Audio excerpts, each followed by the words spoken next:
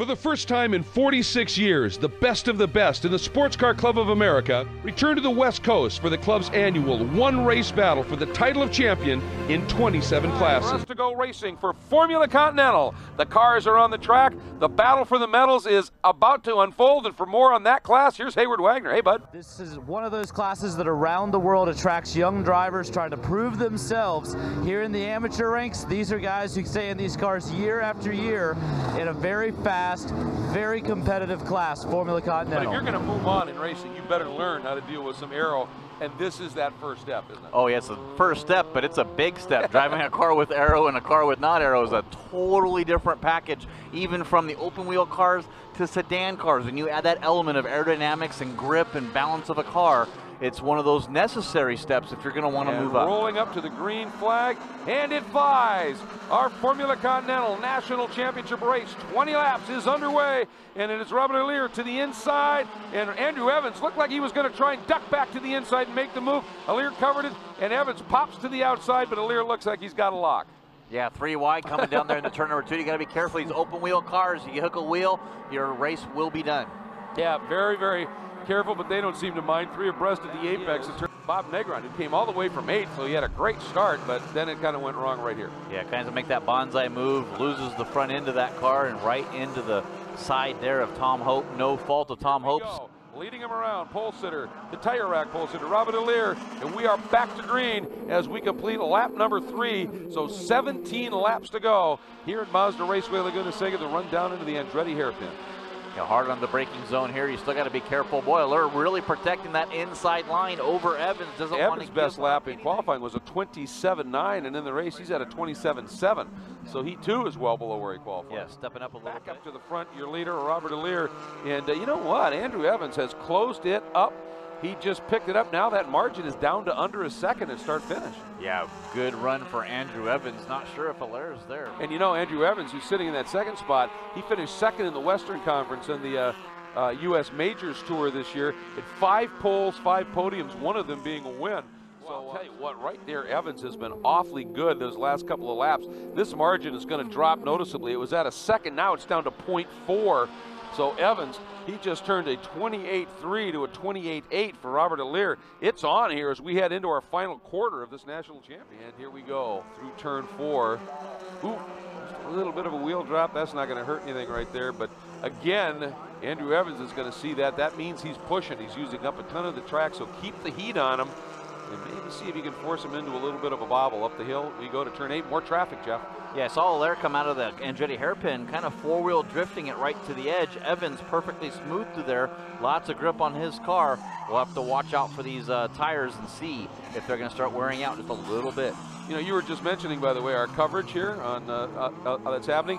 I know, ooh, I'm going to hang on a sec, because that may have been the opportunity for Evans, as Allier definitely had to check up, but now Evans is going to get balked just a little bit. Is he going to be able to come through? Trying to figure out a way through. The number 60 there, totally unaware that Evans is there, not looking in his mirrors at all, and that really has hurt Evans. Oh yeah, big time momentum killer coming down the hill. Not aware that the leaders were there, and still finally gets a point by down that straightaway, but oh, that's devastating to Andrew Evans' battle for the lead. Well, absolutely, and when a guy comes by you, when you're that far off the pace, you're getting lapped, and one guy comes by you, you need to then start paying attention to your mirrors, because oftentimes there's another car or two that are racing it. Second loss over that. 2.3 seconds is the gap now. He only has 3 laps here to recover. 4/10 that last lap when he got recovered, it was 2.3, now down to 1.9. Just don't think he has enough time unless Robert Allier gets balked up a little bit. They should be getting the white flag next time. Now on our final lap.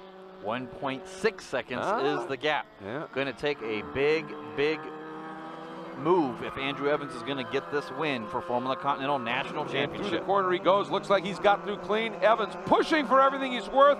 The young man just not quite able to come up with the answer. And Robert Allier, look at the fist pump. That is one elated man, and he did it. From his first medal last year being a bronze, he now is going to take a bite out of the gold. Able to get out a little bit of a gap, set a pace, and just drive your race until you caught traffic. Did he get nervous then? I was nervous the whole day. I was nervous every single lap. Andrew's ridiculously good driver. I mean, I saw him in my mirrors the whole time. I started to get a push, and it got worse and worse and worse. Big congratulations to you. A great drive, a gold medal, your first SCCA Runoffs National Championship. We're going to let you have a victory lap here. We're going to move down the line. And next up we have Andrew Evans, second spot. Andrew, I'm going to just start with the obvious question, young man. How old are you? 16. 16 years old here at the SCCA National Championship Runoffs. A great drive. It looked like a couple of times traffic was going to give you an opportunity. Robert was able to pull it out. What were your thoughts during the race?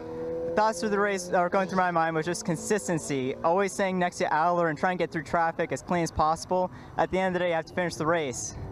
Was there a point in time where you kind of decided to set your pace and go for second, or were you chasing him as hard as you could the whole race? Oh, I was chasing him as hard as I could the whole race. Adler's a great driver. Unfortunately, again, traffic was kind of an issue for us, so hopefully next year we'll get them. Well, congratulations on a silver medal. A great drive for you here today. Thank you. Andrew Evans, 16. He's an old man, obviously. I know, yeah. Nice what a bench great there run now, for him, yeah. huh? Yeah, absolutely. Second place, and I got to think, what would have happened if he had not got balked up by that lap traffic? Could he have put it to Allaire, and we would have had a side-by-side battle with a couple laps to go? Well, he was certainly showing the potential pace to do that. I mean, he was matching him. There were spots he was downright faster.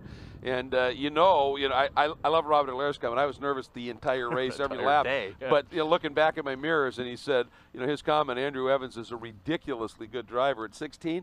That kid's got a future. Absolutely. He'll have a future long. If it doesn't stay here and goes up to the pro ranks, watch for him there. Be a big fan. Get the autograph now. Buy the T-shirt. Absolutely. Right?